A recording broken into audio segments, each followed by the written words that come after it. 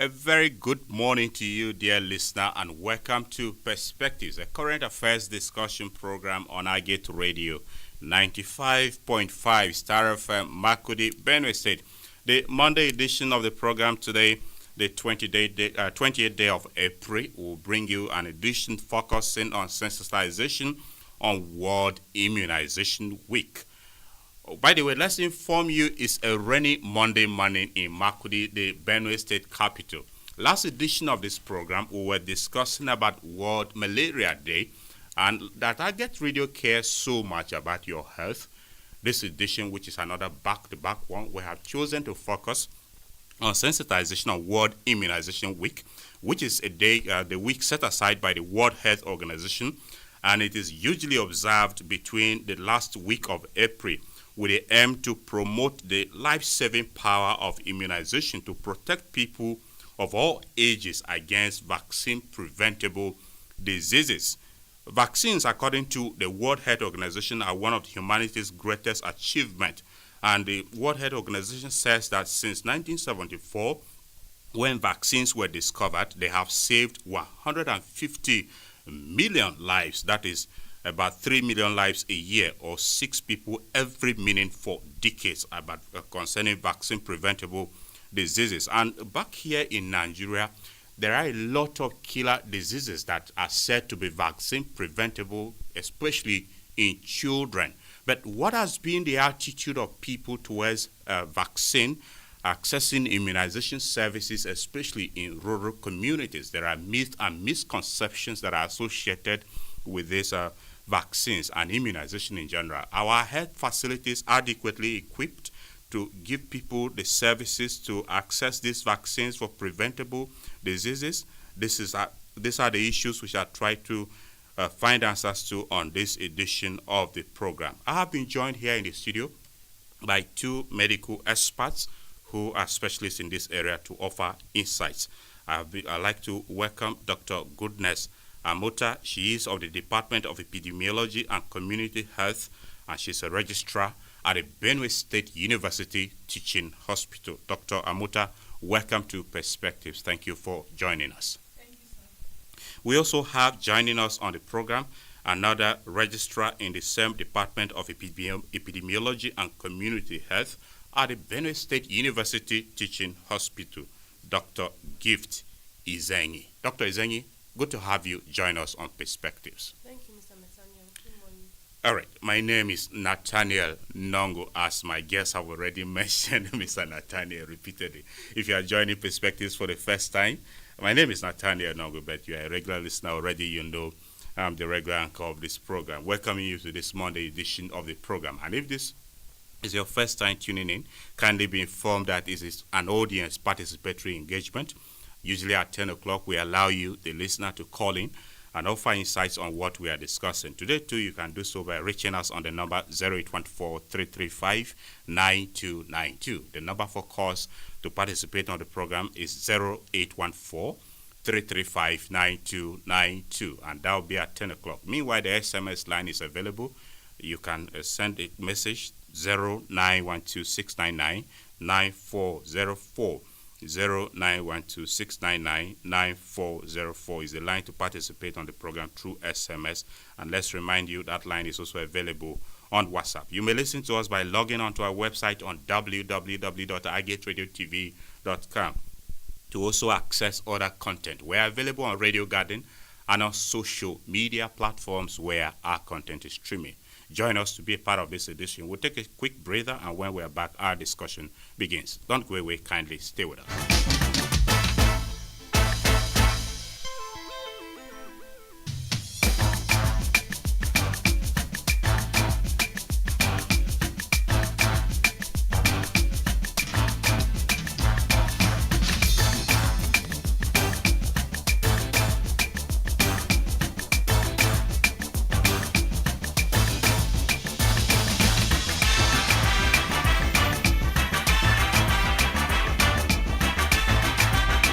Welcome back from that short breather, and let's also inform you we are expecting yet another guest who will join us. Dr. Nsonte Anza is also of the Department of Epidemiology and Community Health at the Benue State University Teaching Hospital. And once he's here with us in the studio, we'll let you know. Let me begin with you, Dr. Muta. What is the significance of immunization week declared by the World Health Organization, which is usually spanning towards the last week of April? Thank you so much. Good morning, everyone listening to us this morning. Welcome once again to Perspective. Now, in response to the question, immunization, as we all know, it's a way of building one's immunity or building one's ability to fight infections so that the person does not have to come down with infections frequently. And it is by a process that we call vaccination. So when vaccines are administered to a person, it helps to build up the person's immunity. And this is important because without the administration of these vaccines to build one's immunity, what you will find is that people now come down with infections more frequent, more often than none. So to avoid this, immunization is now a necessity, and hence the significance of celebrating this week. It is one time in a whole year that the whole world is made to remember that getting arming the body's immune system, getting armed to fight infections is something we should pay attention to, irrespective of our age, our race, and our location, and hence the significance. So we want to encourage you everywhere, wherever you are, so please get vaccinated, get immunized, you, your children, your relatives, and everyone around you. Please encourage everyone to get immunized. Thank you. All right. Now, Dr. Izenyi, talk to us also about the significance of World Immunization Week declared by the World Health Organization and countries world over keying into it, Nigeria as well, and here in Benue State. Thank you, Mr. Nathaniel. Well, the World Immunization Week is usually celebrated between the 24th and 30th of April yearly. And so for this year, the theme is immunization for all is humanly possible. Yes. And so it's trying to explain and then tell us the importance of each and every person being vaccinated, knowing fully well that immunization now has gone even beyond just children. Even adults now are vaccinated against some killer diseases, like we have had immunization for COVID-19 and even newly introduced malaria vaccine too. So it's possible that all humans on the face of the earth can be immunized so that we can prevent vaccine preventable diseases. So it's very painful when you can prevent diseases like polio and then you now become disabled for life because you refuse to take vaccine for polio, which is usually free because the government has given it free of charge. So immunization for all is humanly possible is a theme for this year, and it's very significant because we want everyone on the face of the earth to get immunized based on your age. So it's not just for children now. We have different vaccines for different age groups, and so everyone should key in and all of us should be vaccinated so that we can completely eliminate and eradicate vaccine preventable diseases in the whole world at large. Thank you. All right. That's very fine. You have established the theme, and Dr. Amuta, as your colleague pointed out, immunization is humanly possible for all. Are we working towards achieving that in our country, Nigeria, to prevent diseases that are vaccine preventable? Well, currently in our country, I can say yes, but and no. The answer is yes and no. Okay. Yes, because in our country now we have a larger part of the people that should be vaccinated are in the rural communities, and in these rural communities, you see people having negative attitudes towards going to receive vaccines because of some reasons. Sometimes they say they are asked to pay money. Because of that, they don't like going to the facilities to get vaccine. Sometimes they say the attitude of the health workers make them not to go and get vaccine. So one of the reasons we are celebrating this week is to encourage everyone, including the health workers, to have attitudes that will make immunization possible everywhere, both in the rural communities where it seems as if the supervision is low. Everywhere in the rural and in the urban areas, let's make it humanly possible in every way. All hands actually needs to be on deck, from the health workers to the campaigns that we need to do, down to the rural dwellers that need to get vaccinated. All right. Now, Dr. Izenye, how has immunization impacted the prevention of infectious diseases and public health practice in general? Okay, thank you. The truth is that immunization is like the greatest human achievement so far. Yes, because as World Health Organization yes, put according it. to the yes, Yes. it has prevented a lot of diseases. You know, the truth is that you and I can be here today because we are vaccinated. Yeah. We have been prevented from having life-threatening diseases and being disabled for life. So if you probably were not vaccinated against measles, you probably won't be here. You probably will have been blind by now or something. Or for polio, you probably won't be walking now. Maybe should I use a popular phrase when Nigerians say, God forbid? God forbid. Because when you mention I should have been blind, how will I be reading in the studio now? Exactly. So that's because your parents took that step to vaccinate you when you were a child. Yes. And so the impact, the importance of immunization cannot be overemphasized, truly, because you know, many people, we appreciate things that happens and then we now get cure. You know, when a surgeon does a surgery, or a physician does maybe treat somebody and the person gets well, or maybe there's a lump and just remove it, you just say, hey, you're a hero. But public health interventions actually prevent things from even happening in the first place. And so most times people don't appreciate those efforts because we don't wait for it to happen. But the truth is that if we are not vaccinated in the world, we will not even have presidents, we will not have people that are intelligent enough to be able to make great strides in the world at large. So immunization has done a lot of good. It has prevented diseases like measles, like hepatitis, polio, even tuberculosis, diphtheria, very life-threatening diseases. Pertussis, that's whooping cough, tetanus, and so many diseases have been prevented. And when you look out for the signs and symptoms and even the complications of these diseases, you will discover that it's a good thing that has been brought into the world.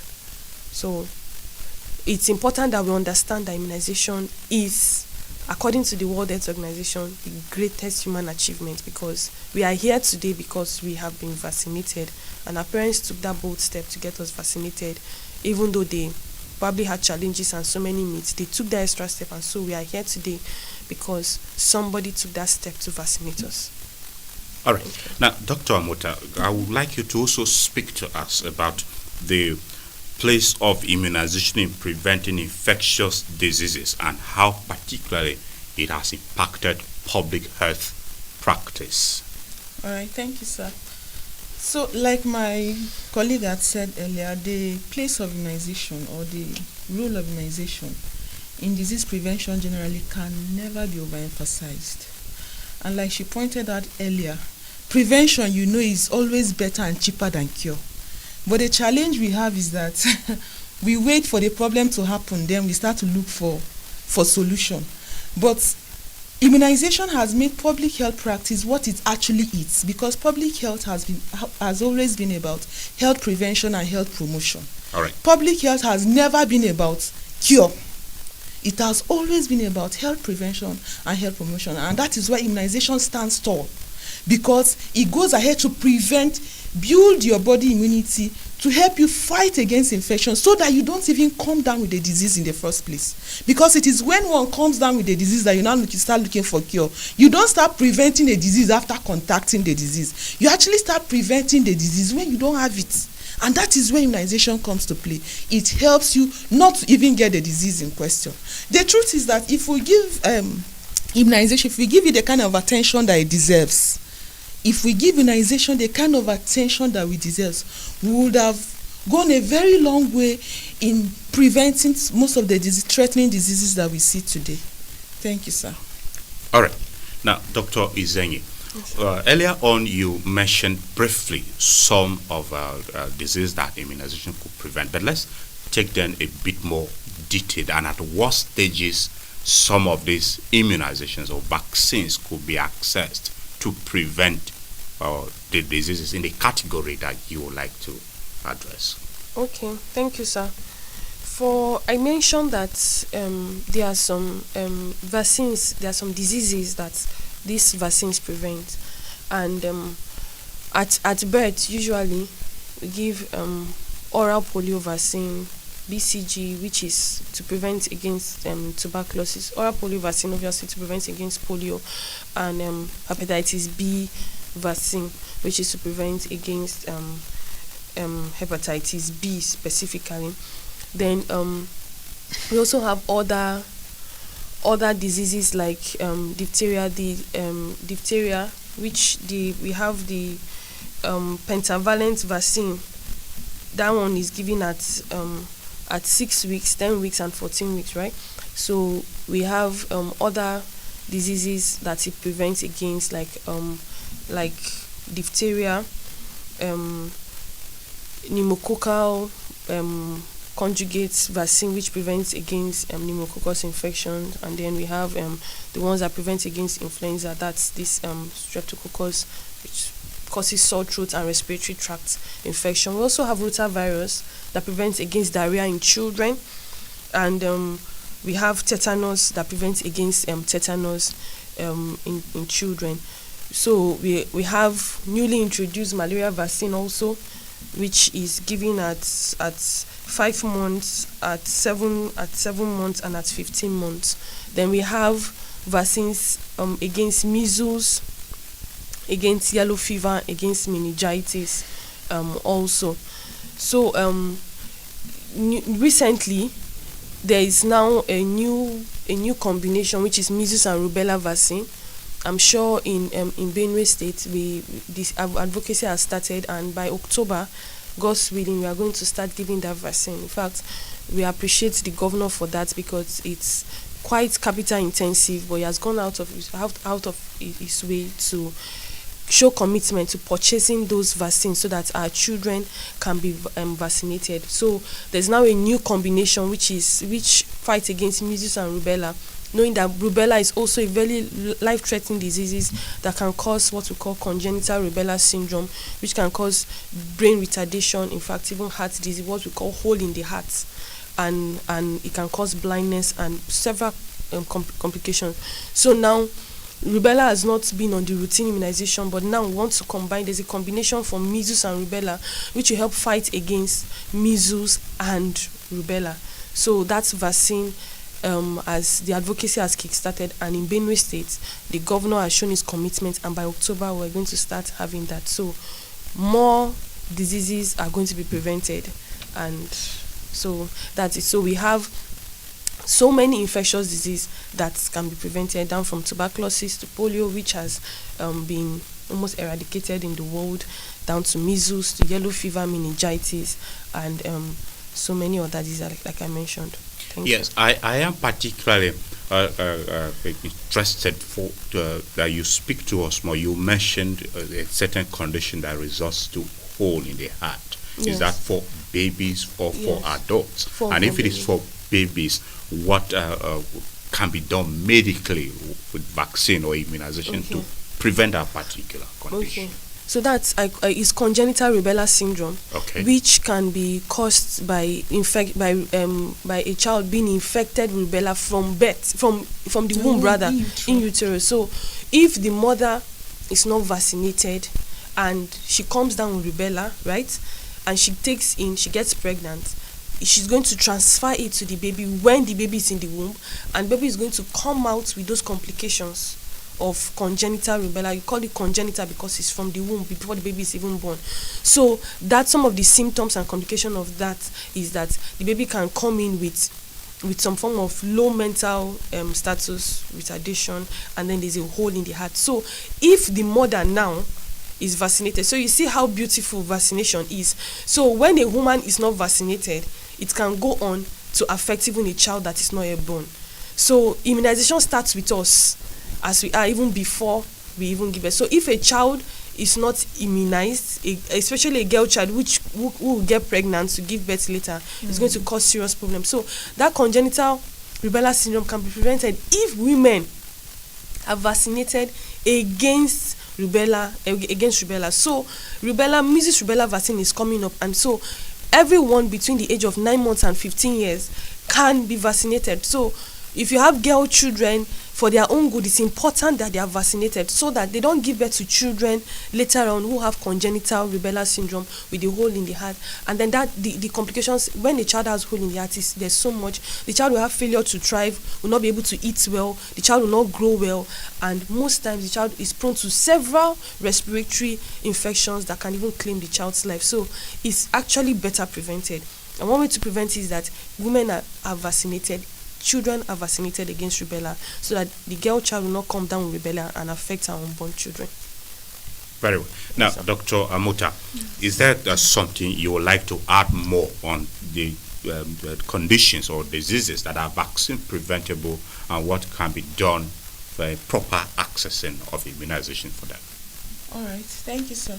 Okay, just like my colleague had started, there are other conditions that are vaccine preventable. All right. Yes, you have last year there was a campaign for human papillomavirus vaccine that WHO advocated that it should be given to girls 9 to 14 years of age. Now, this is very important because when a girl child is vaccinated against human papillomavirus, what it does is that it reduces the risk for her. It reduces her chances of being infected with human papillomavirus, which is actually a sexually transmitted infection. Human papillomavirus have different strains that are responsible for different conditions, but we are more concerned with the high strains, strain 16 and 18, that are responsible for causing the cancer, the cervical cancer that has been claiming the lives of many women. So to prevent this cancer, one way is just like attacking it from the root. When you want to destroy a plant, you don't cut off the branches. If you cut off the branches, the branch will come up again. You have not done anything to that tree. But when you uproot it, attacking it primarily from the root is as if you are finishing. So it's the same. If we want to attack this cancer, the first thing, the key thing to do is to even prevent getting infected, which is what that human papillomavirus vaccine is supposed to achieve. So it can actually be taken with girls, both girls and boys can take it, but it has, for now, the WHO and the government have made it available for girls 9 to 14 years of age. We have other diseases like the cerebrospinal meningitis. Meningitis is a very deadly disease. It affects the meninges of the brain and by connection the brain. Anybody infected with this having meningitis will surely find difficult. In fact, most times the morbidity and the mortality associated with this particular disease is very high. So prevention also is key. And one way to prevent it early, even before the child gets exposed to getting the infection, is by immunization. Immunization with what we call Men-A, given at 9 months of age.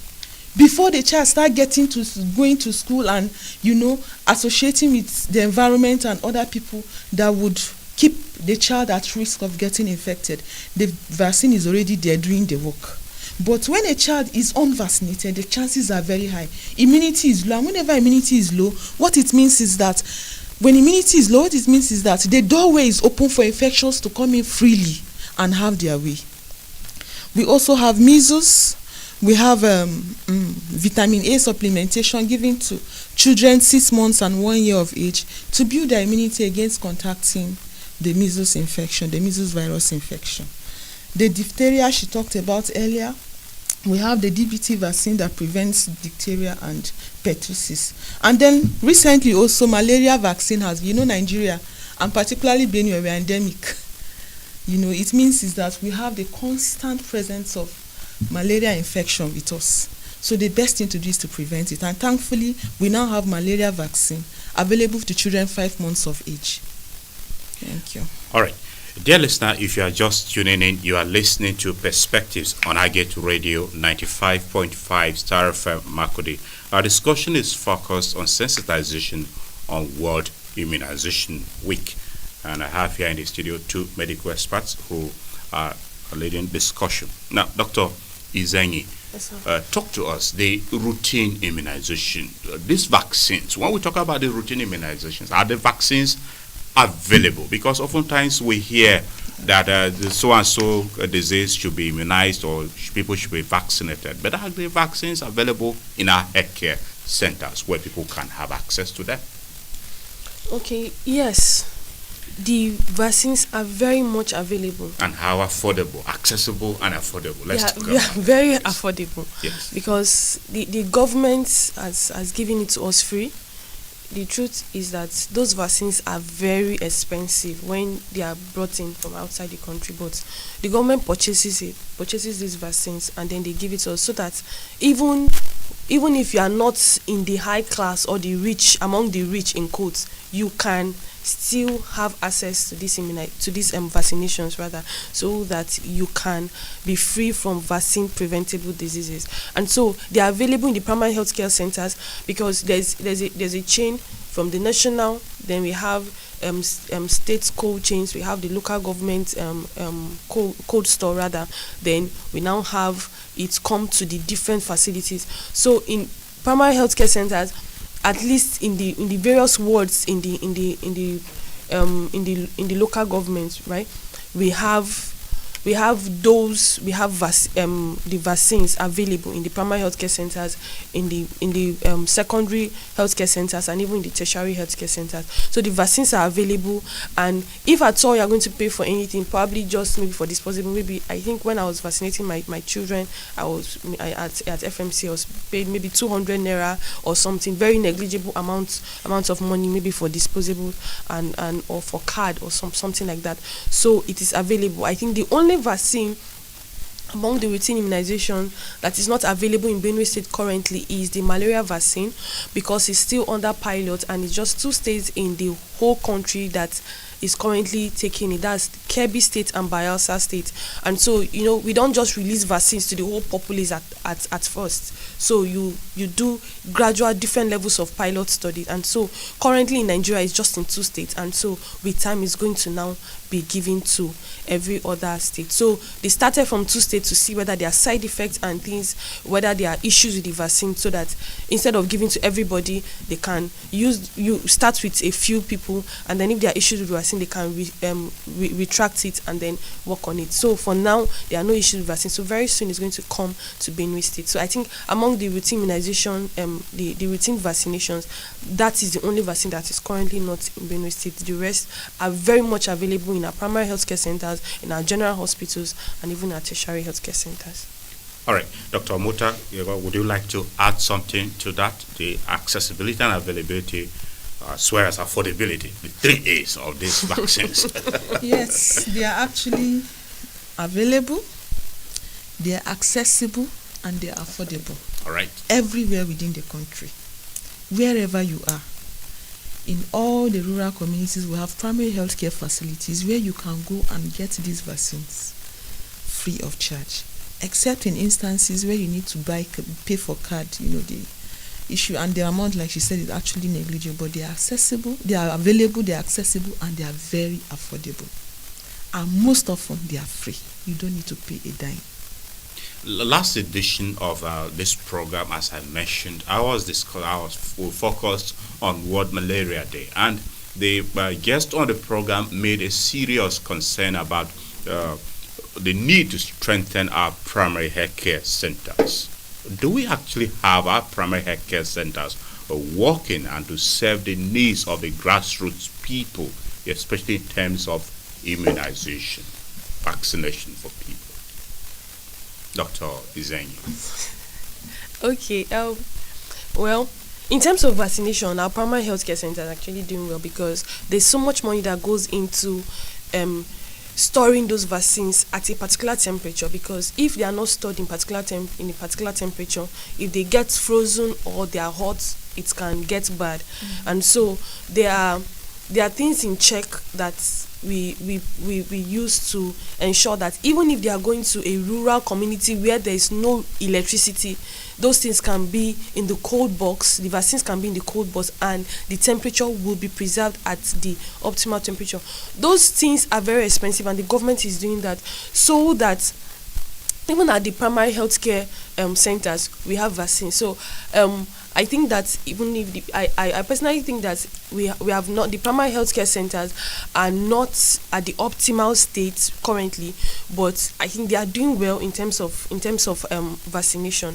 But obviously the talk about the primary healthcare centers is a whole lot of talk, because there's a lot that can be done, and I believe that if we empower the primary healthcare centers, we will have a less traffic in the tertiary healthcare centers, and people can imagine just walking into a hospital maybe in your community, in your village, instead of looking for transport, maybe thousands of naira with the fuel hike, with the hike in fuel price, looking for so much amounts of money to go to probably a tertiary healthcare facilities to access care.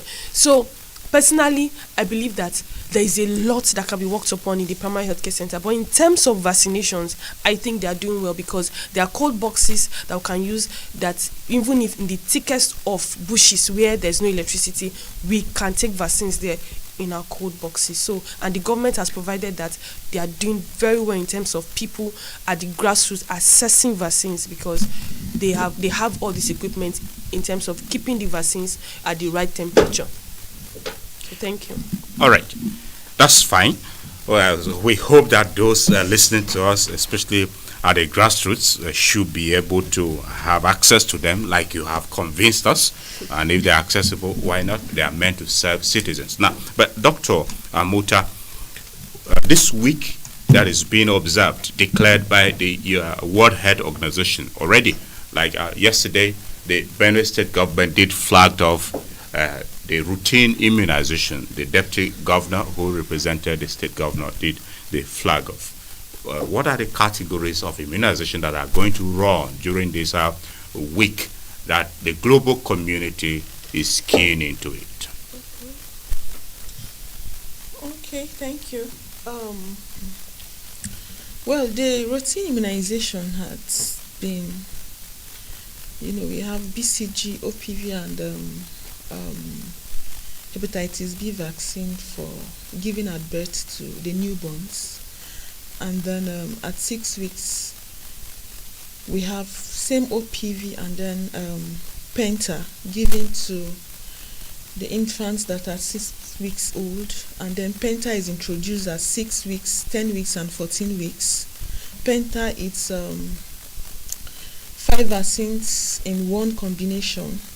That is to prevent polio, to prevent influenza diseases, and other upper respiratory tract infections. And then at 6 months, vitamin A is given, supplementation is given to infants 6 months of age to build immunity against measles infection. That same vaccine or supplement is repeated at 1 year of age for the same purpose. And then at 9 months, we have the vaccination for yellow fever, for meningitis, and then for measles too. And then at 15 months, it is given again. So that is what the routine has been. All right. Thank you. Now, we have been joined here in the studio by our another panelist on the program. Dr. Msonte Anza is of the Department of Epidemiology and Community Health at the Benue State University Teaching Hospital. Dr. Anza, welcome to Perspectives. Thank you for joining us. Thank you very much, Nathaniel, for inviting me. All right. Before you joined us, your two colleagues were already offering insights on the subject for discussion. And now that you are here with us, we will not delay in engaging you. We have talked about diverse and array of immunization, vaccinations. Are these vaccines safe? What are the misconceptions, myths, and misconceptions that are, associated with these vaccines, immunization programs? Okay, vaccines, like any other aspect of healthcare, and in fact life generally, are prone to some misconceptions and myths. The area where most of these myths thrive is in the area of whether or not these vaccines are safe and efficacious. There are people who think there are theories and myths that go on. Some say, these vaccines may alter genetic compositions. I'm sure you, the most recent cases we had of the COVID-19 vaccines, there have been a lot of such myths and such what quote unquote conspiracy theories that have been even promulgated in very high sittings of the scientific community itself. So things like that. There are people who feel that, especially up north, this misconception that the vaccines are given to reduce the population, they will interfere with the fertility of the women. So you find men, vehemently rejecting the idea of their women being vaccinated or their young girls being vaccinated. There are misconceptions that these vaccines are essentially for birth control. The white men want to reduce the population of Africa, so they push these vaccines to us, and then the people take them, they are not going to be as fertile as before. Some people feel that the vaccines are going to make them weak. They are not going to be physically as strong. They will become maybe a race of dummies, and some sort of maybe military takeover or something will occur. So there are a lot of myths, and then there are people who feel that when children take these vaccines, they become less active, they become less intelligent, they are designated contemporary. So we can go on and on and on about these misconceptions. But like we rightly labeled them, they are misconceptions. We know that there are a lot of checks and balances that go into the process of not just vaccine production and release, but also medicines generally. The medicines that we use in orthodox practice are usually they go through a lot of trials, and they go through the highest level of scrutiny as far as scientific research is concerned. And this takes not just time, it takes resources. It also takes they are tested on a large population of people, So, and the literature that exists reports the outcome of those trials. Okay, in 10% of people, if there were any side effects, these are the side effects. In 1% of the people, these were the side effects, but these were the outcome in terms of the safety profile. And if these side effects occur, this is one way or the other to attend to them. The medicines that have made it into the public consumption food have successfully gone through these processes and have passed certain critical tests and criteria. It is not every medicine ever that was designed by scientists that is in circulation. In fact, there were some that were even used in circulation that have been withdrawn because post-marketing reports, post-trial reports showed that maybe they were not as efficacious as they were initially thought to be, or some adverse effects occurred in practice that warranted maybe a withdrawal from the market, and they have been withdrawn. So the ones that have made it consistently in the market, I think they deserve some degree of trust. We, the healthcare professionals, don't just administer these vaccines to other people. We administer them to ourselves and to our children. If they were not safe, we will be the first people to object to their usage. All right, Dr. Izenyi, speak to women, speak to especially those at the grassroots about some of the misconceptions surrounding these vaccines and how we can dispel them from your point of view as a medical practitioner. Okay. Thank you. The women have huge role to play, and I'm glad that you pointed out, you specifically mentioned that group, because the mother is the one that has the initiative to vaccinate her children. And even as a girl child, if you're not vaccinated, you can transmit some diseases to your unborn children, and you can even come down with peculiar diseases for women, like cervical cancer, which can be prevented by HPV vaccine, human papilloma virus vaccine. So the as my colleague Dr. Isa has mentioned, these are just myths, these are just misconceptions. They are not real, because they go through lots of scrutiny and lot of stages before they can be released into the population. So one misconception was that COVID-19 vaccine had microchips in them, and so the white men are tracking us and all of that. So those things are not true, and they are saying that in 3 years or in a particular time frame, that everybody that took COVID-19 vaccines are going to be dead, and we are all still alive here today. So these are just misconceptions. Maybe the 3 years have not passed. It has passed. It was in 2020. This is 2025. So, in fact, they are even way stronger. And some of the people that didn't take even died from complications of COVID then. So, and while people that took the vaccine are strong, and there are so many testimonies right now. So, there are no microchips in them. It doesn't cause infertility and all of that. Usually, as we probably, when you take an injection or something, you can have pain at the sites, and maybe for children they have fever, which are just mild, and then they go their way. Those are just the side effects that comes with vaccination. So those myths are not true. So women, you have the responsibility to take care of yourself and to take care of your children. I'm not sure any woman will be happy when she gives birth to a child that has a congenital malformation because of her refusal to be vaccinated.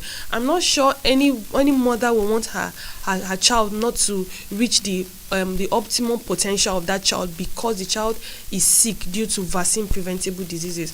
So these are just myths, these are misconceptions, and these are not true. I was vaccinated, and I'm sure my colleagues here were vaccinated. Our children too are being vaccinated, and they are doing very well in school. They are not dull, they don't have autism as some people say. They are very fine, they are strong, they are active, in fact very, very active and doing well. So we ourselves as medical professionals, we are being vaccinated, our children are being vaccinated too, and everything is going on well. So please do not hesitate to take vaccine, because vaccine hesitancy is a major problem in this part of the world. So please, and this is due to our cultural issues and various myths surrounding vaccinations. These things are not true. And so when the flag of when measles rubella vaccine comes, I'm using this opportunity to advocate that we should not resist it. Let us go all out and vaccinate our children 9 months to 15 years of age against measles and rubella, and I think that will go a long way in helping us. Thank you. Anyway, you didn't ask me. You only spoke more about your colleagues, but let me also confess I was vaccinated. God bless you. In fact, I have a mark of my vaccination BCG. right on my shoulder. Yes, that's right. Now, Dr. Amwota, let's talk beyond babies. What are the vaccines that adults can also access, especially some of the silent killer conditions that we hear about them? And people say they are vaccine preventable, but may not be aware that you need to walk into a health facility and get vaccinated for it. Okay. All right. Adults like pregnant women can access tetanus. Tetanus vaccine prevents the mother from having the infection and then transmitting it to her child, who will now come down with what we call neonatal tetanus. A very killer disease, a disease that is associated with very high mortality. So young girls who are not even married yet can go and get vaccinated against tetanus. That is one of them. Hepatitis B is also another vaccine that adults can be vaccinated against. Adults can go and access that vaccine to prevent them from getting infected with the hepatitis B infection, which we know also that it's a killer disease and also a sexually transmitted disease. We've talked about the human papilloma virus vaccine that currently is available to young girls 9 to 14 years of age, but I think adults, I don't know, I'm not sure, it's not, I think adults can. Some settings, adults who maybe were not vaccinated earlier. Yes. I think it is available for adults to. Yes. Yes, to get them prevented against having cervical cancer from human papilloma virus infection. Basically, these are the ones that can come to mind readily. I don't know if my colleagues. Okay. Now, Dr. Anza, are there some of these vaccination or immunization that, if missed as a baby, can be taken as an adult, or even as an adult, you can still go for booster doses, as you medical practitioners call it?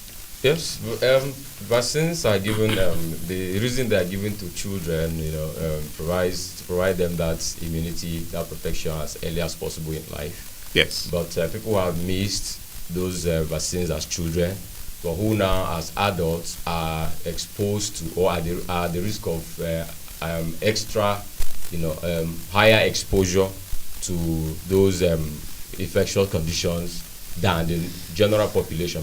Why I'm saying this is that as individuals grow up in the society, they are exposed to some of these diseases. Yes. So they develop what we call natural immunity. Some of the vaccines that we give actually weaken forms of the actual organism that causes the disease. So the child, before it's ever exposed to these things, is given the weakened form so that the body can study it and develop its own antibodies, soldiers that will recognize this thing when the original form comes into the body. So in the people who are adults sometimes get infected with these diseases, fight them off and win. So their body has memory of these sort of attacks. So they develop their own natural immunity. But people who are getting into, for instance, who are traveling to endemic places, endemic parts of the world, with these endemic parts of the world that are endemic with these conditions, would require, taking those vaccines. For instance, travelers, we know very well that if you ever traveled out of the country, you'll be required to take yellow fever, vaccine. We can give yellow fever to children. It's part of the national program on immunization schedule, which we run in this country. But if you are traveling as an adult to outside this country, you are going to have to produce the yellow fever vaccine, vaccine card. And if you don't have it, you are going to have to take the vaccine either at the port or anywhere. But you have to have it. Same for people who are coming into the country, So we also give hepatitis B vaccine. It's given at birth on the national program of immunization in this country. My colleague just mentioned that it can be given to adults. Any adults. In fact, I want to use the opportunity to appeal to all listeners to this program. If you have not been vaccinated against hepatitis B, as soon as it's possible, locate a place where you can be screened, both hepatitis B and C viruses, and if you are negative for them, take the hepatitis B vaccine. It's available, and there are 3 doses within the space of 4 months, and you have protection. So this is another case of a vaccine that can be given to adults who might have missed it earlier on in childhood. All right, Dr. Izenyi, is there something you would like to add to that? Vaccines and immunization for adults. Well, I think they've covered virtually all. Then COVID-19 vaccines were given even to adults. COVID-19, even though it's now it seems to be phased out. It seems to be phased out, but it's given to adults. Then as I mentioned, hepatitis B is very, very important. We don't really emphasize it like that, but we see people come down with chronic hepatitis infection and even liver cancer and all of that, which could be as a result of hepatitis B infections. And we know that a number of healthcare workers are exposed to it. So, as my colleague has said, we should be vaccinated against hepatitis as adults. And then particularly for pregnant women, now we have TD, tetanus diphtheria vaccine, and adults can start the vaccination. Most times it starts at a pregnant woman goes, and then you take your initial dose maybe at immediately you finish your first trimester. At second trimester, then the second dose is taken 4 weeks after that. That's about a month. Then the third dose is taken 6 months after the second dose, and the fourth dose is taken a year after the third dose. The fifth dose is taken a year after the fourth dose, and then the last, which is the fifth dose, is taken a year after the fourth dose. So when you take the fifth dose of the tetanus vaccine, you are protected for life. And so I also want to use this opportunity to advocate to pregnant women, when you start your tetanus vaccine at pregnancy, it's important that you follow it through to take the fifth dose, which is for life. So you just have your card, and when it's time, either after 6 months or after a year, just try to set a reminder and tell somebody, tell your spouse, tell somebody to remind you, and have a reminder so that you can go and take the vaccine, and so that you'll be vaccinated for life. So with that, if you're vaccinated for life, even when you get pregnant again, you don't need to take the vaccine again. So these are some of the vaccines that adults can also take. I think that's it for me. All right, let's take a short breather. Dear listener, kindly stay with us, and when we are back, we'll start engaging with you. Stay with us.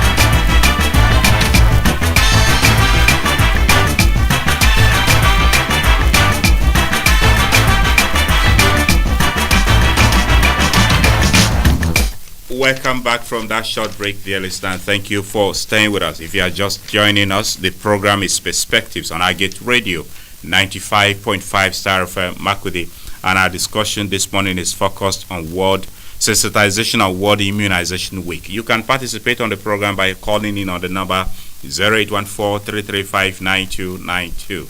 The number again is 0814-335-9292. Once you connect with us, we would like to know your full name and where you are calling from. Then you go ahead and make your submission. We appeal that you keep it very brief. You can also reach us by sending an SMS to 0912-699-9404. The SMS line again is 0912-699-9404. Kindly remember to include your full name and where you are sending your message from. Good morning and welcome to Perspective. Good morning, good morning, guest in the house. My name is Sefa calling from KN Kano, northwest part of Nigeria this morning. Good to have you join us, Stefa Kiruke. Go ahead. Okay. World Immunization Day has to be, awareness has to be created. Most of the time, parents refuse giving their ward this immunization. Sometimes they will say that if they give them, they will start witnessing weakness or parallel of the legs. And most of the time, if those wards are being given, sometimes they cannot have appetite to eat, and so on and so that. But the head said that feed your children. So awareness has to be created. Most our rural areas, people lack knowledge, especially the nursing mothers. So if this awareness is being created in the rural area, I think by that they will be bringing their words. So to me, it's a welcome development. That is my take this morning. Thank you very much for your take, Tefa. We appreciate you for calling in, and that is why we're here giving this sensitization courtesy of Agate Radio's corporate social responsibility, caring about the health of Nigerians and Benue people. Good morning and welcome to Perspectives. Hello, good morning.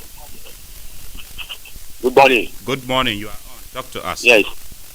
My name is Jude Ubeli, calling from Bakume, Gwedi.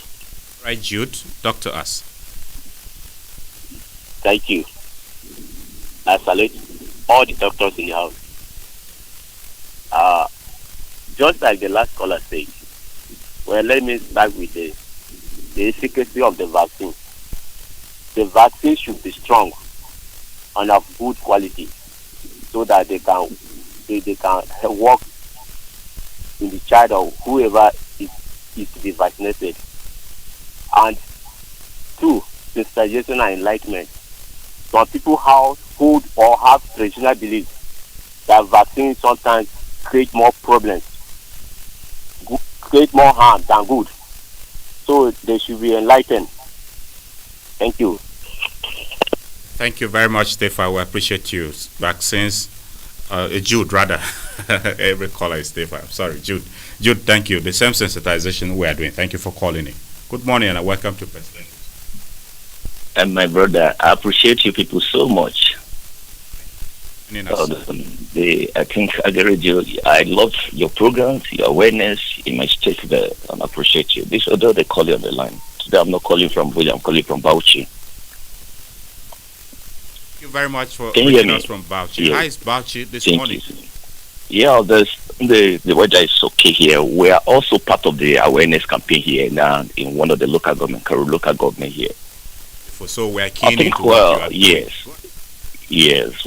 In the next few moments, we all move around. We're just waiting for some of the other things and then. But I think one of the things that I was still advocating over this awareness creation down here, that His Excellency yesterday was making good comments about that here in Bauchi. We're trying to see how we could be able to translate it to different languages in terms of awareness. These people, their local languages is the best way we can communicate to them in anything that then, especially in the northern region. They are resisting this kind of things so much. And you look at polos, you look at the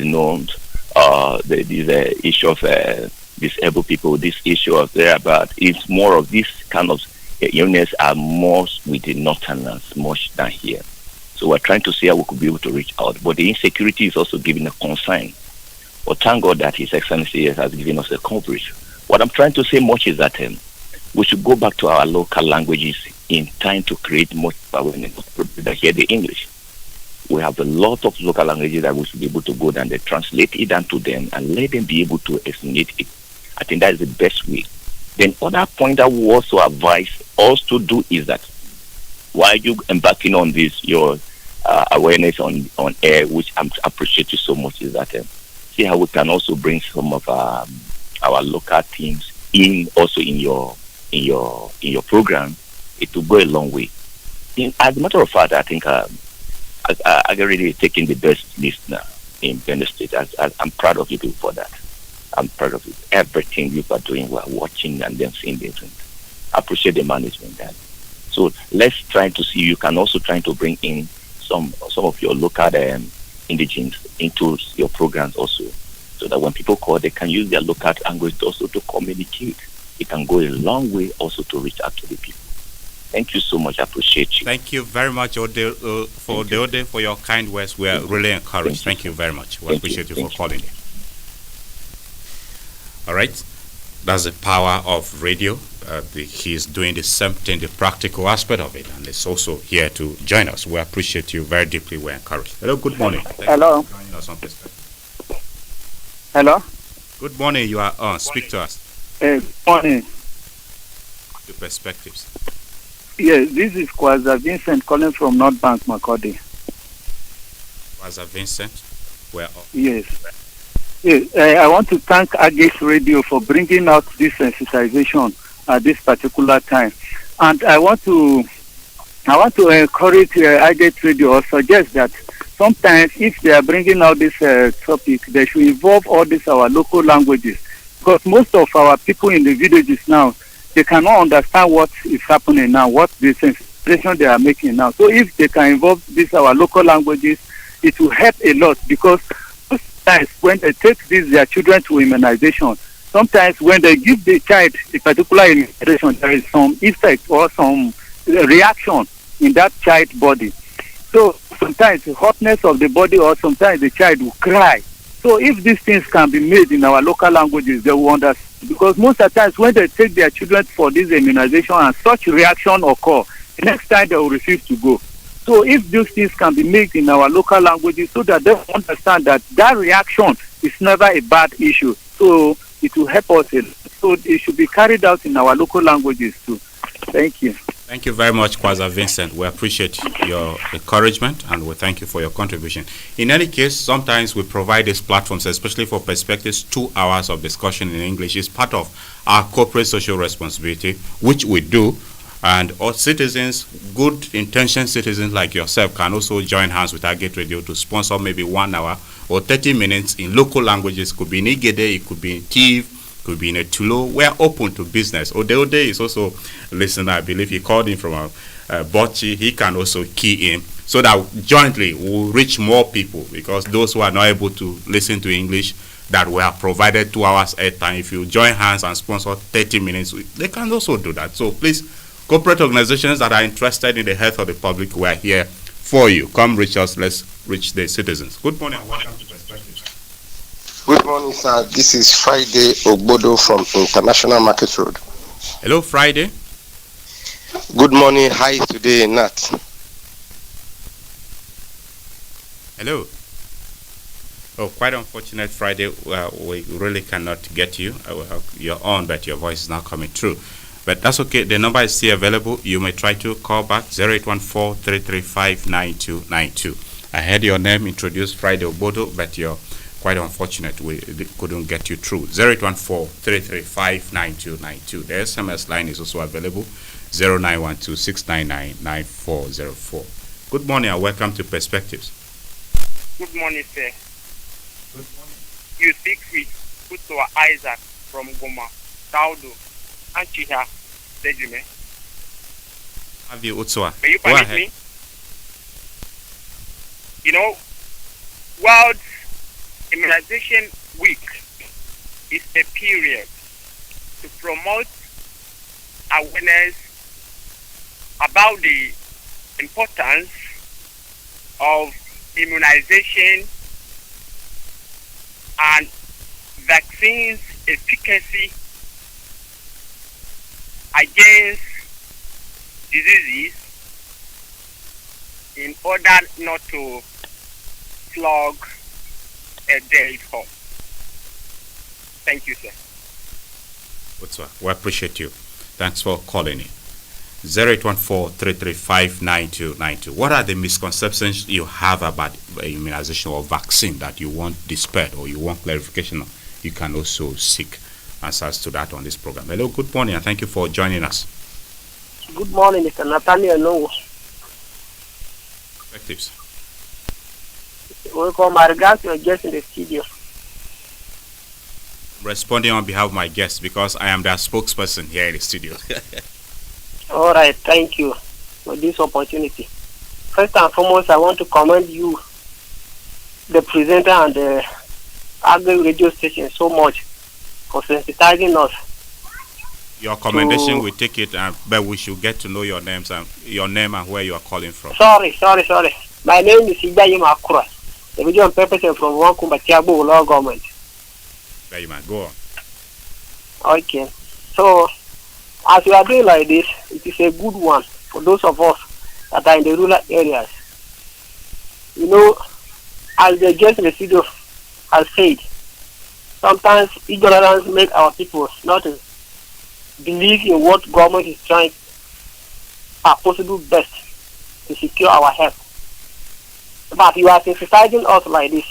I took it upon myself, you know, to my community here. I'm a person that in front.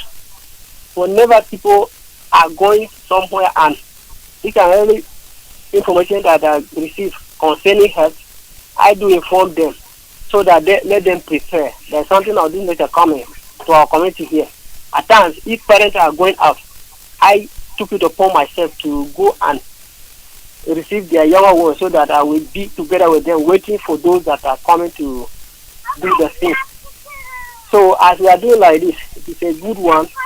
I will continue in that direction and let other people too continue in that direction. And I will use this opportunity to advise some of our callers and our brothers and sisters that are listening via this language to call those that are of their own in the rural areas so that they will communicate with them in the language that they will hear, so that subsequently they will not ignore something of this nature. Thank you so much for the wonderful work and have a good working day, sir. Thank you, Ibrahima. Thank you very much. We appreciate your contribution and thank you for also stepping down the awareness. Agate Radio may not speak all the languages, but of course, like I mentioned, if we have partnership of people, all the languages can be spoken, either on the program or in jingle form or any kind of sensitization you want us to key into. Hello, good morning, and thank you for joining us. Good morning, Nathaniel. This is Friday calling from International Market Road, Friday Ogbodo. Join us Friday Ogbodo. Go on.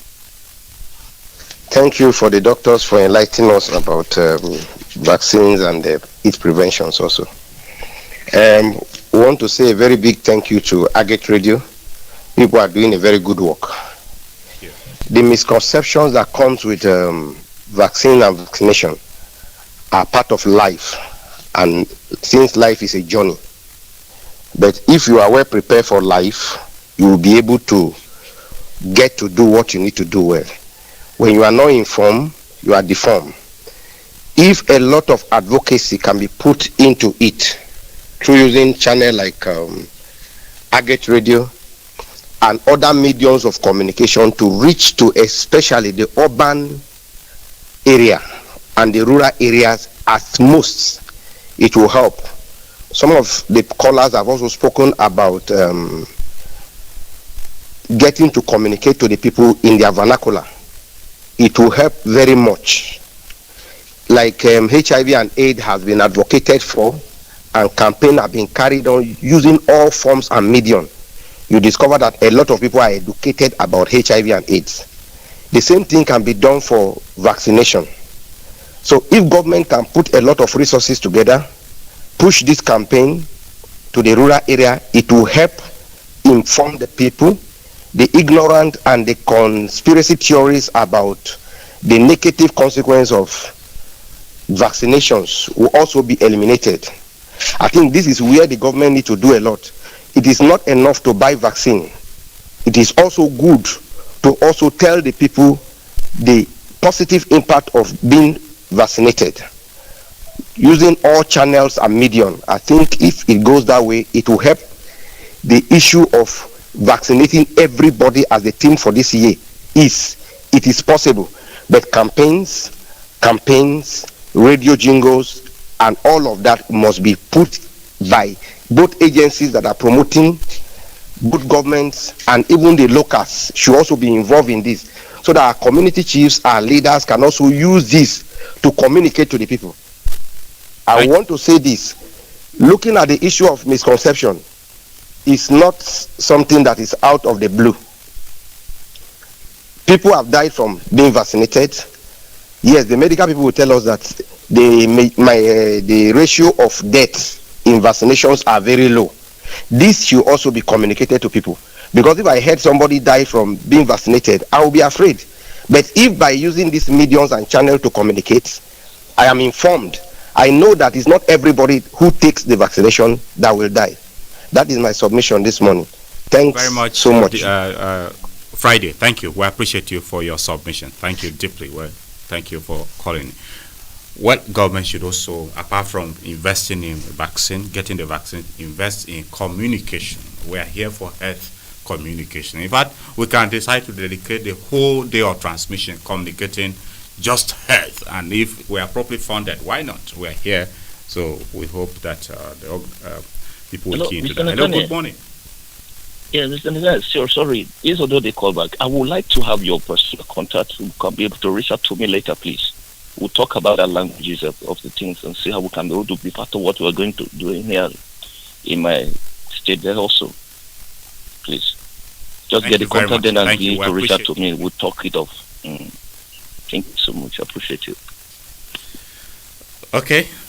Thank you very much for your passion towards what we do for the well-being of the people in the society. 0814-335-9292. Corporate organizations and individuals that care about the health of the people can key into such platforms, because we really need a healthy nation to produce results. Hello, good morning. Hello, good morning, Mr. Nathaniel. Welcome to Perspective. My name is... Quite unfortunate we lost connection with you, but the line is still open.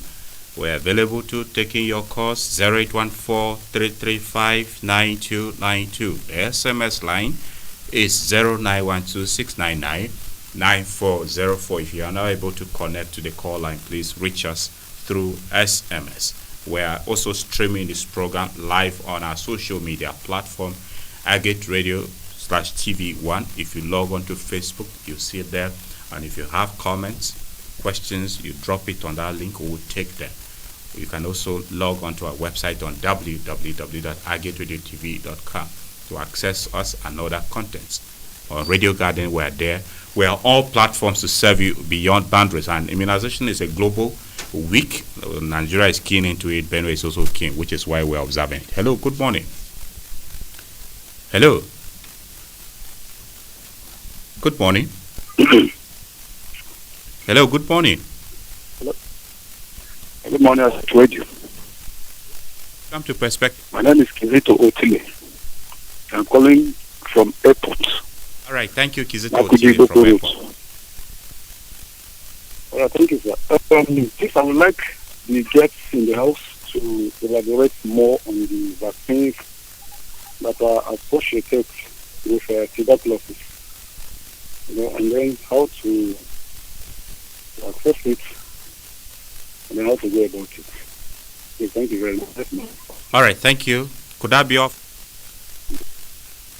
Yeah, that's all. Okay, thank you. We'll respond to you. Thank you for calling in. Kizito wants to know the vaccines that are associated with tuberculosis and how to access it.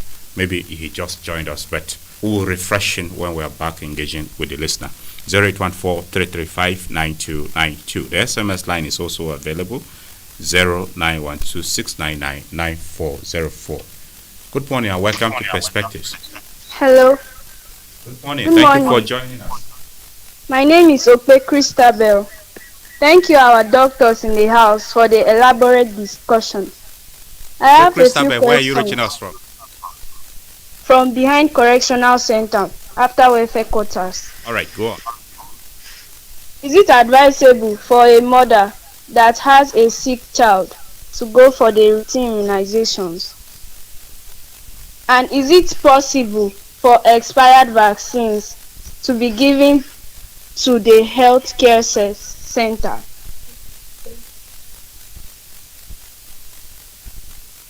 Would that be all from you? Yes, that's all from me. First question, is it possible for take your first question again, let's get to understand it clearly. To be given from, is it possible for expired vaccines to be given from the healthcare centers? We got that. The aspect you mentioned, whether a sick mother can take a sick child, something the doctors are lost. We just want to get it clear. Okay. Listen.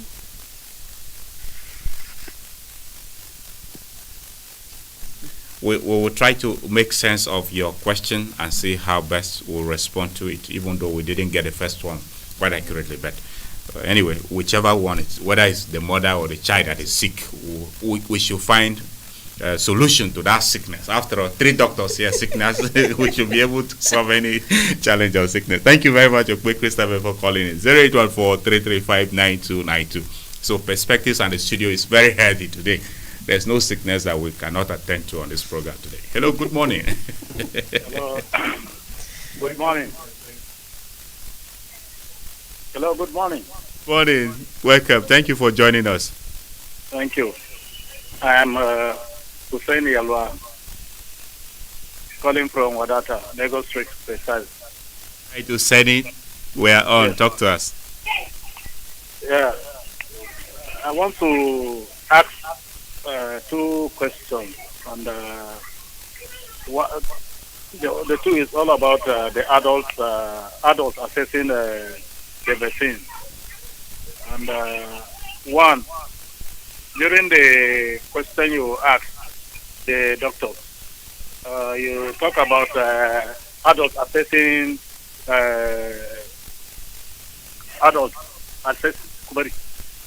assessing the vaccine. And yes, immunization. The answers given by the doctor was confined to pregnant women, adult pregnant women, on the tetanus issue. So my question is, can't the male adults as well as those women that reach their menopause assess the tetanus vaccine?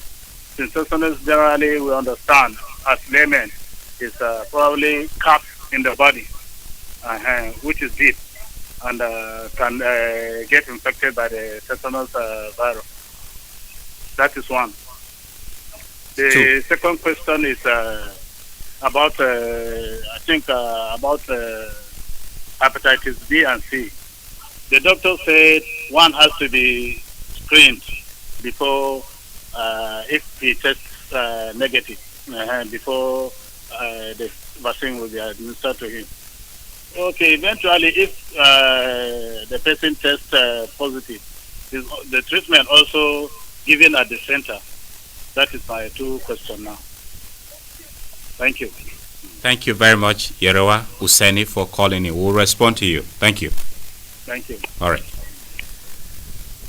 Okay then, 0814-335-9292. A few more engagements and then we'll come back to the studio. 0912-699-9404 is for SMS and it's also available on WhatsApp. Good morning.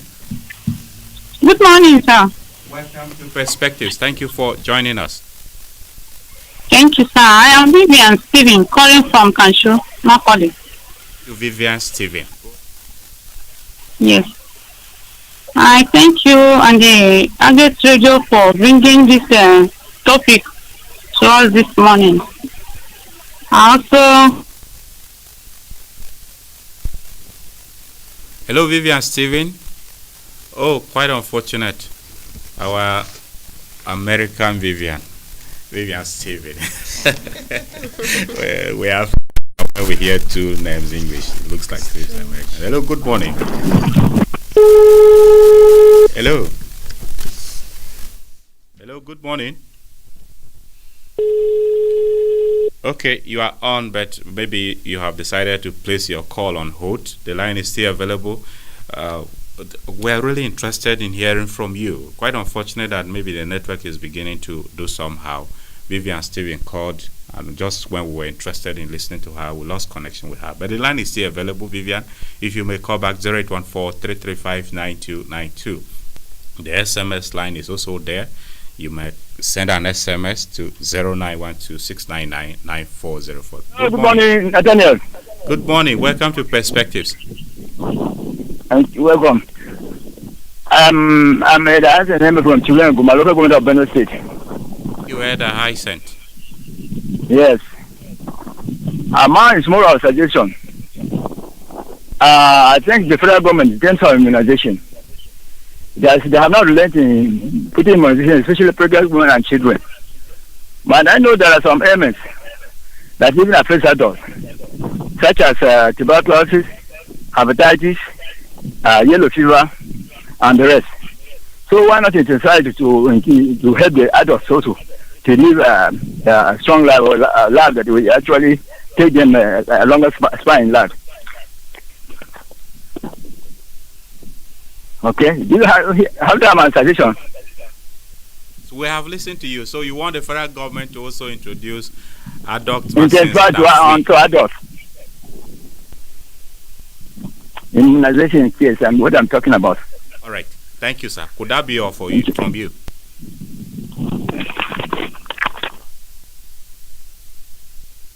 Very much for calling in. Eda wants federal government to also introduce immunization vaccines that are free for adults. But anyway, when we come back, we'll find out whether the vaccines are only free for babies or for children. Hello, good morning. Hello, good morning. Nathan here. Morning, sir. Thank you for joining us on Perspectives. Yes, my name is Jonathan Ichawe from North Bank here in Makurdi. To have you join us, sir. Yes. Well, with modern communication systems, we have ignored one of the most effective communication in rural areas, town crying. You know, in many places in our rural areas. Hello? You are on. We can hear you. In our rural areas, these radios don't get there. But the most effective way of communication is by making announcements in on market days and in churches. So maybe the public health personnel will explore these avenues. I still believe they are far more effective than this your Facebook and all these other things you call, particularly for our rural areas. Is it more effective than I Get Radio that you also listen to and penetrates even the rural areas? Because the town crier too will rely on I Get Radio to know that something like this is even happening, to be able to do African communication system in the market, sir. How about that? No, the town crier will be, you know, my mother's village is Abande. You know who Abande is? Kwande, sir. Yeah, all far from Adiko. Call into this program and other programs of I Get Radio, even from Jatoaka. And I know Jatoaka is very far. It's a distant place in Kwande. So are we not going there? If we are going to Jatoaka, we can possibly be listening to in Abande as well, sir. No. I'm telling you that it is not. Abande is the last village in Makurdi, in Nigeria. Cameroon. That's okay, sir. Just go ahead and make your submission. I'm not only insisting that it must be radio or other means. Maybe you are recommending town criers, as you are saying. Yes, the public health personnel also have churches. They can talk to the pastors. The pastors will deliver these messages. It will be far more effective. You know, this also has some trust. If somebody they trust is the one passing on the message, if you just wear your white uniform and you are Dr. This, Dr. This, oh, the people, most villagers will say, no, they are selling their market. They don't know them. So we should explore these avenues. Sir, in the local government, in the council wards, and all those. Appreciate your contribution, sir. All right. That's Eda Jonathan Ichawe. He wants town criers to be also involved in sensitization. It's not as if he's this missing radio, but we can combine all effective means of communication. After all, we were taught about this in our African communication systems as a way of communication information. Our town criers are also very critical in dissemination of information. I agree with you, but they also need to key into all the also radio messages. We thank you, sir, for your recommendation. Yes, good morning, Mr. Nathaniel. Thank you for joining us. Yes, Ibudu Tenenge. Tenenge, where are you reaching us from? Yes, I'm calling from the Benefit University Teaching Hospital. All right. I greet all the guests. Chivanza, I salute you, sir. Yeah, I think the effect of most of these diseases should be clearly stated, because if you look at a child with infantile paralysis or a child coming out with blindness, the effect is more than just an immunization. So I want to commend Agate Radio for doing a nice job, and please, our parents and guardians should avail their young ones, because I've heard about a case where a parent gave her child for immunization but refused the nanny she brought from the village to be immunized. So I think we should be holistic in this approach. Call pastors, call most of the religious leaders, the primary school teachers, and the people that the society hold with high esteem. They should do a long way, because if you look at just 200 or 300 naira to pay for immunization will save you millions or thousands of naira for treating an ailment. So I get it, you are doing well, and the case on the studio. Thank you so much. God bless you all. Thank you very much, Igbirute, and God bless you too. Thanks for your contribution on the program. Have a great day. All right, let's pause on the calls temporarily and come back to the studio. So many calls we have listened to. We address a few concerns we have had. Kizito Ochile from airport. Kizito wants to know the vaccines that are available for TB, that's tuberculosis, and how adults can access it. Dr. Anza, kindly respond to that concern raised by Kizito Ochile. Okay, thank you very much, Kizito. We have the BCG, which is given to children, given to infants, preferably at birth. There's no reason why they shouldn't take within the first 2 weeks of life. It's not routinely recommended for adults, and there are reasons why that is so.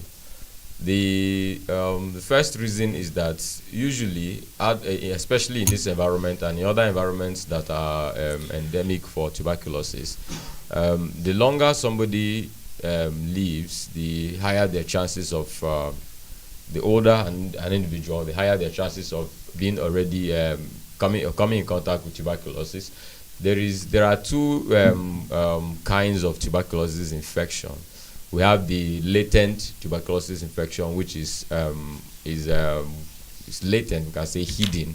The individual has tuberculosis bacterium in their body, but they don't produce symptoms because the immune system is competent enough to subdue the bacilli in their body, so that they don't become sick even though they are infected. Then there is, of course, the active tuberculosis, which occurs when the immune system is taken out, is down, is compromised. So individuals, the BCG is not given to adults routinely, because by the time somebody is coming, is 30, 35, 18, they are in this environment. They already almost definitely have been have acquired latent tuberculosis infection. And in that case, what is done for people who maybe become immunocompromised and stand a chance of coming down with the disease is to screen them, and especially in the case of setting of TB HIV co-infection, we give them TB preventive treatment, which clears the background infection, the latent TB infection. So for adults, what is available is treatment if they come down with, for immunocompetent adults, what is available is treatment if they come down with tuberculosis disease. Why for children the vaccine is given? Primarily because they are not yet exposed to the tuberculosis bacterium.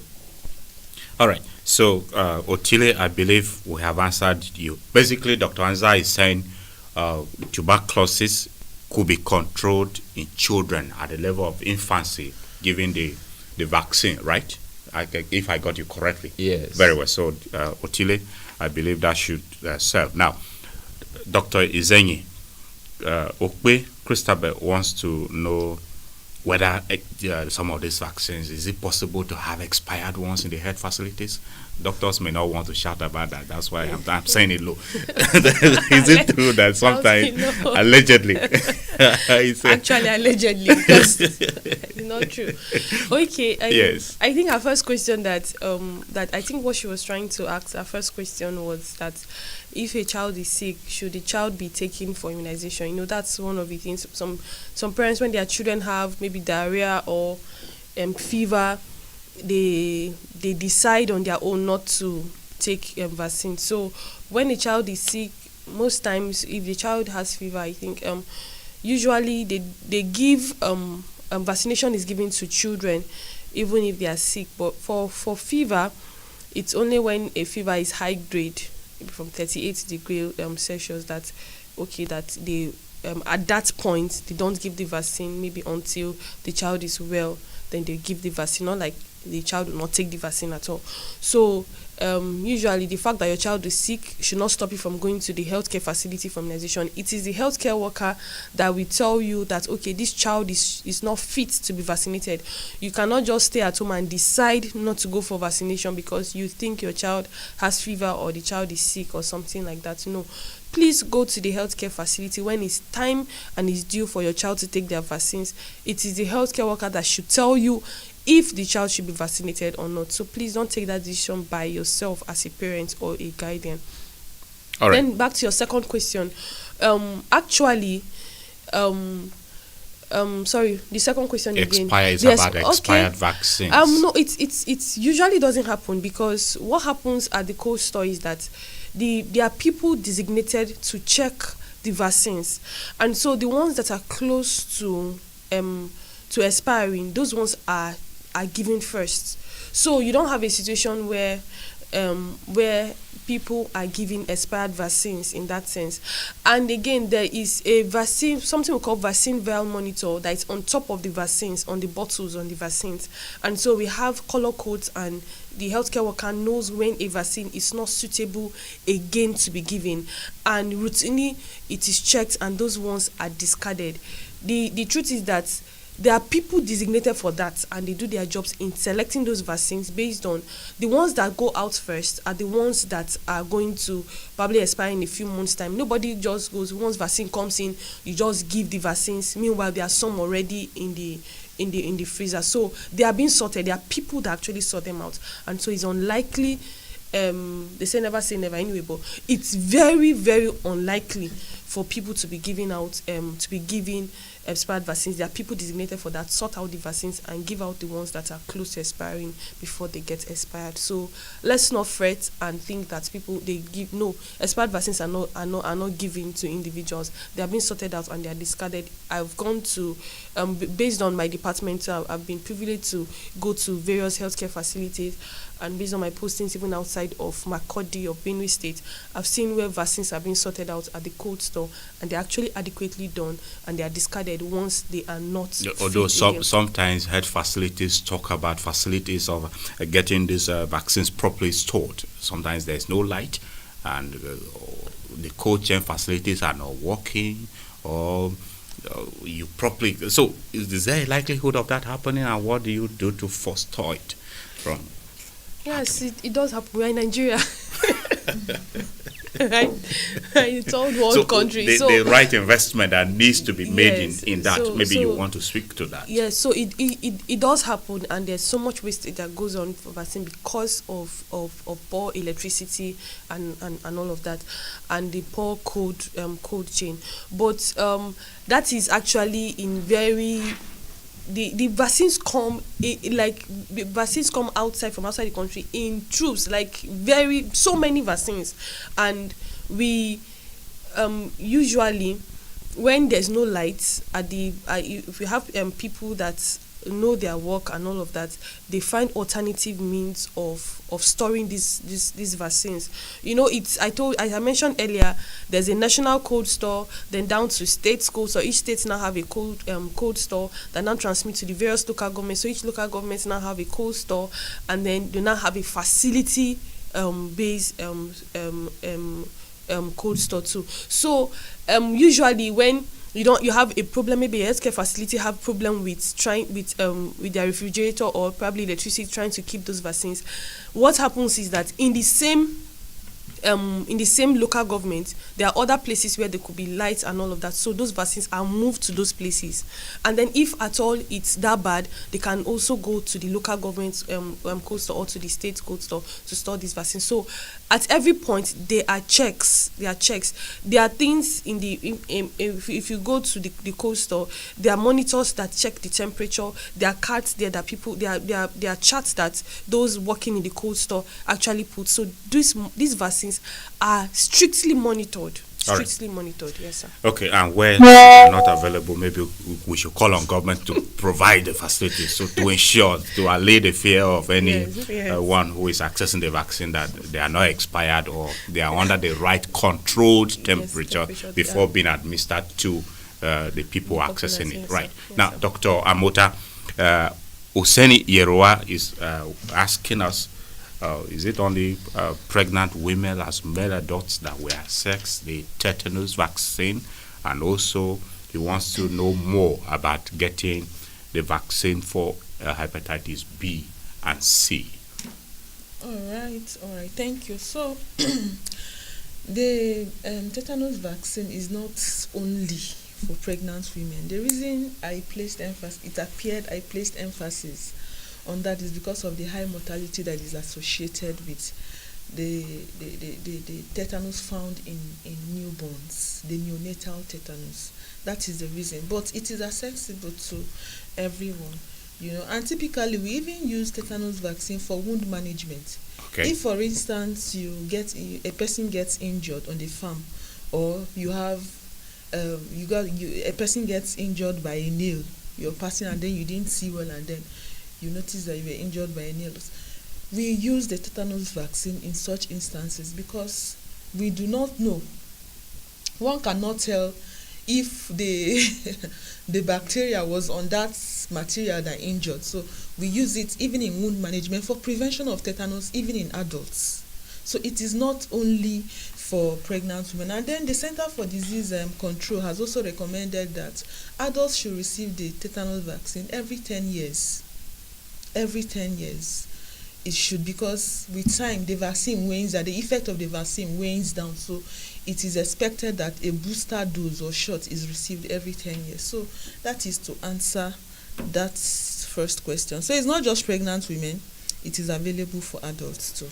And we use it for wound management in the hospitals, and it is accessible in the hospitals right now. Very well. So the second question about, sorry, I didn't get the question. Hepatitis B and C. Yes, like my colleague rightly said, once a person is screened and the person is negative for hepatitis B, the person is eligible to be given the vaccine. So the vaccine is in 3 doses, 1 month apart from each other. So a person can get it from any healthcare facility. Now for hepatitis C, there is no vaccine yet for hepatitis C. There is no vaccine yet for hepatitis C. So we cannot be talking about hepatitis C vaccination. The only thing we talk about is hepatitis B vaccination. So, but if somebody gets infected with hepatitis C, and then what we talk about is treatments. Thank you. All right. So I believe Kizito, Okwe, Christopher, and Oseni Yerewa, we may have attempted to address your concerns, and maybe I hope we have helped you realize the information you were seeking. A few more engagements, and then we're gradually winding down. The number 0814-335-9292 is available. Hello, good morning. Hello. Good morning. Okay, lost connection with you. Let's take quite a few messages we have coming in before we possibly come back to the cause. This one says,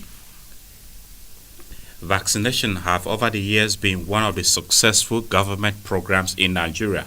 However, much more needs to be done in the areas of advocacy and sensitization. Kudos to iGate Radio.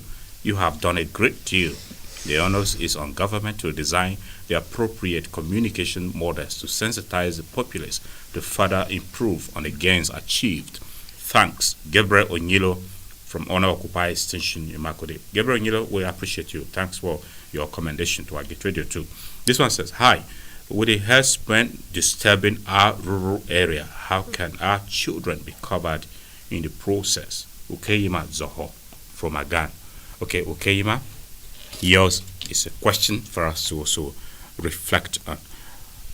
A few more engagements on the course and then we'll wrap up. Hello, good morning. Hello? Good morning. Morning. Come to Perspective. Yes, my name is Jack. Jack, where are you reaching us from? From Georgia Kumaway. Hello? You are on to Jack. Please, Listen, yes, talk to us. I want to know whether hepatitis B and C is treatable. I'll be off from you. Hello? Yes, Toja, we are listening to you. Could that be all? You said you want to know whether hepatitis B and C is treatable. Could that be all? Or is there something else you'd like to say to us? Yes, that's all for me. Okay. I think we just talked about that, but Dr. Anza, respond to that pointedly. Hepatitis B is treatable, not yet curable, while hepatitis C is both treatable and curable. Okay. So, to Jack, I believe we have answered you, although our discussion is more on the vaccine aspect of it, but what hepatitis is also covered in part of the immunization of vaccines that could be gotten. So I believe we have answered you. Hello, good morning. Good morning, sir. Yes. Hello, good morning, sir. Let's know your name and where you are calling in from. I'm Tokula Oshoja from Mobile Barak. Thank you, Tokula Oshoja. Thank you, sir. So I want to ask a question concerning the hepatitis B vaccine. On. Hello? Yes, hepatitis B vaccine. Because I have a hepatitis B, but when I go to the hospital, they say that it's not reactive. So I don't know whether I can receive the vaccine or I don't know how I'm going to do about it. They say it's not reactive, so they cannot treat it yet. Hello, sir. We'll get the doctors to respond to you. Okay, sir. Thank you for calling in. And that will be the last call we'll take on the program because our time is up already. Now, Dr. Izengi, you listen to Tokula Oshoja. Please address his concern. Okay, ma'am. I think that anyway, stuff about treatment and all of that should actually be done. That decision should be made by the healthcare worker. So I think that the best place for that concern to be addressed is in a healthcare facility. However, if we have said that when the hepatitis B surface antigen, right, which is the screening, is being done and is negative, which is non-reactive, you can assess the vaccination. You are eligible to be vaccinated. So, but I think that this person should go to a healthcare facility and ask clearly when the test results is being done and the test is being done and the result is being seen by a healthcare worker, then a very objective decision can be made as regards to whether he can be vaccinated or not. Okay, so Tokula, that is a medical advice, and the only person you don't disregard the advice is your doctor. In fact, we are told that you can decide to lie to people on social media that you ate pizza, you ate all of this, but what the doctor will ask you, what did you eat in the morning? You must tell the doctor that you ate a nice fish this morning to be able to administer you the right drug so that if the doctor needs to guide you to go and eat properly before you take this drug, On social media, you tell us you ate pizza and stuff like that Exactly. to be fanciful. So that's on a lighter note anyway. Now, Dr. Amuta, someone has raised a poser here, a brief, which is quite a serious one. This immunization week we're talking about, you are aware of the population of Benue persons, Benue people that are confined in the internally displaced persons camps. To what extent are there arrangements to reach them with the immunization, especially with this week ongoing now? Okay, I think even before now, we have clinics in the IDP camp where immunization takes place. So it's not necessarily just about this week, because we are celebrating an immunization week, so we should remember IDP.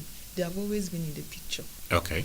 Even though we are still trusting God and praying that God will help us and bring an end to this, so that our people will be settled fully in their homes.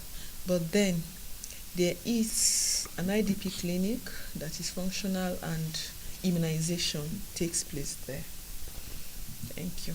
Okay, so Dr. Izenyi, the IDPs are going to be adequately covered in this week of immunization, a routine one that has been flagged off, you would say? Okay, the African vaccination week, right, that was flagged off in Benue State on Saturday at Primary Healthcare Center, Kwarafa Quarters, popularly known as FSP. Yes, the IDP camps we have the vulnerable groups there, and they are very of great targets for the immunization program. So there's no cause for alarm. We hope that they are restored back to their homes when the security challenges are being handled by the government and other stakeholders involved. But currently, yes, they are very much covered in the program. All right. For the African vaccination. One last message and then we'll go. Good morning. My name is Ashwe Raymond from Taraku, Gwe Local Government. Immunization is the best form of prevention of disease, and I must appreciate our government and civil society organizations for providing all the required items. I also plead with our parents and guardians to ensure that our wards are immunized. Dr. Anza, your concluding words, if there is one thing you will recommend to be put rightly in the immunization program of the country and in Benue State, what would be that recommendation? Just one thing, your parting words. Well, my recommendation is to the end users of vaccines. Let's trust the vaccines that we have, and let's trust the council of healthcare workers. Whatever concerns there may be, they always will be concerned. But whatever concerns they are, trust the council of healthcare workers. If you have concerns about the immunizations that you have received, or your ward or child has received, that is not the basis for staying away from the healthcare workers. It should rather be the reason for coming to the healthcare workers to get additional counsel, and then if there are needs for some form of therapeutic interventions, the healthcare worker will also be on hand to administer same. Dr. Amuta, as usual, your recommendation, just one word of recommendation. It could be to the parents or the government or healthcare workers yourself on best measures and best practices for immunization. What would that be? In 30 seconds, please. All right, so my recommendation would be to everyone. Okay, let's everyone involved, all the stakeholders, healthcare workers, religious leaders, traditional leaders, everyone that is a stakeholder that has a say or can influence positive attitude towards immunization, for all hands to be on deck to encourage our community members, our relatives, and our wards to get immunized. Thank you. And Dr. Izenyi, profile your recommendation in 30 seconds. Just focus on many as well. All right, so immunization yes. for all is humanly possible. And that's the theme of yes, this year. That's the theme for this year. So let's embrace immunization. And I think somebody mentioned the concern about town criers and all of that. And I want to say that in Benue State, advocacy actually involves the local government chairman and even their wives for the measles rubella vaccine that is going to be brought in by October. The wives of the local government chairman were in attendance in in setting the pace for advocacy. So we are going down to the grassroots so that those people that they meet daily, they see daily, not just the healthcare workers, we tell them about vaccination. So please let us embrace vaccination and save ourselves and save our children, because if there's one legacy you can leave for your children, it is good health. You should be able to keep them healthy, not just in the amount of money you leave for them. So please, immunization for all is humanly possible. Let us embrace immunization. All of us, all the healthcare workers cannot be lying to you. Thank you. All right. Thank you very much. Anyway, I didn't like us to stress so much the point of town criers, because we don't want them competing with radio. We don't want them to run us out of business. That's on a light-hearted note. Anyway, dear listener, that is where we'll leave it on today's edition of Perspectives. Dr. Goodness Amuta is of the Department of Epidemiology and Community Health. She is a registrar at the Benue State University. Dr. Gift Izenyi is also a registrar in the same Department of Epidemiology and Community Health. And of course, a good friend always here with us, Dr. Anzam Sute, is a registrar in that department, as well, Department of Epidemiology and Community Health at the Benue State University. Doctors, I thank you very much for your valuable time and the insights you have provided on the program. Thank you for coming. Thank you very much. Thank you, sir. Dear listener, that's our program today, which is Agate Radio Corporate Social Responsibility, caring about your health. Go out there, access the immunization as it is ongoing that has been flagged off.